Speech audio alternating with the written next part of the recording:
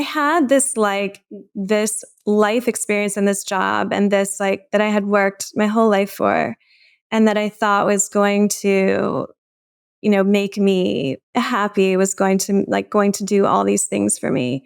And yeah, it didn't.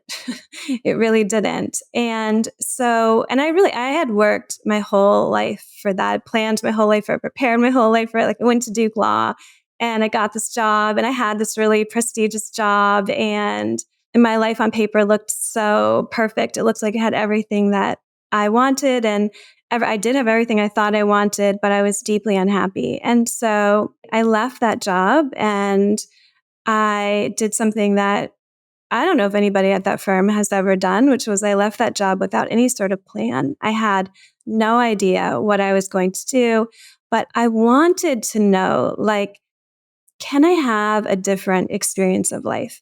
How can I appear to have it all and be so deeply unhappy? How can I appear to have it all and be so deeply unfulfilled? And I did, yes, I did corporate litigation, but I also did work for victims of domestic violence. I did a lot of that. So I did a lot of things that were high level, plus you would say were really meaningful. And so I embarked on this journey really, and I had no idea what would transpire, where I would end up. Obviously, I had all these fears about where I would end up. Yeah, it felt like a long journey. I was super committed to it. I had a lot of dark moments. I tried a lot of different things. And what I ultimately came to was the reason that I was that I was not happy, that I was not fulfilled was because I was not being and expressing the truth of who I was.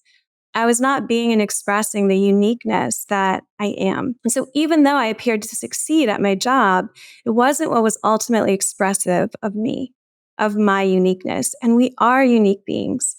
And so once I started to realize this, there were numerous different kind of ways that I realized this. But once I realized it and I started then to understand, okay, how do I be and express the truth of who I am? How do I do that?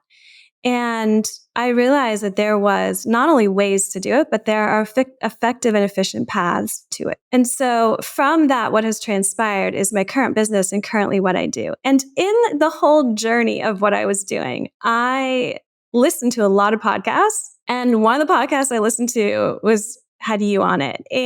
And I was the first time I heard you, I was who is this woman? And I have never met anybody like you. I'd never met anybody who was saying things like you.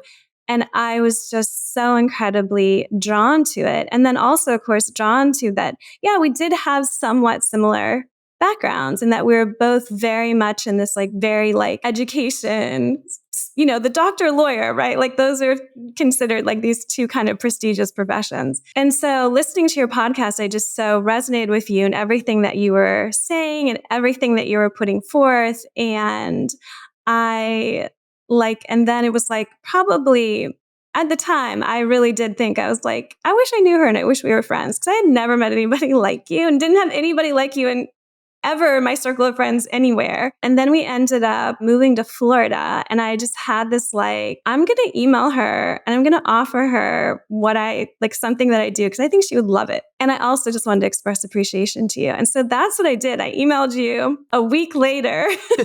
I am sitting in a restaurant and I literally see you walk in quickly. It was a big restaurant and you just happened to walk in. I just happened to be sitting where I could see and I was looking up and I saw you walk in very briefly. And I had this moment of I think that's Kelly Brogan.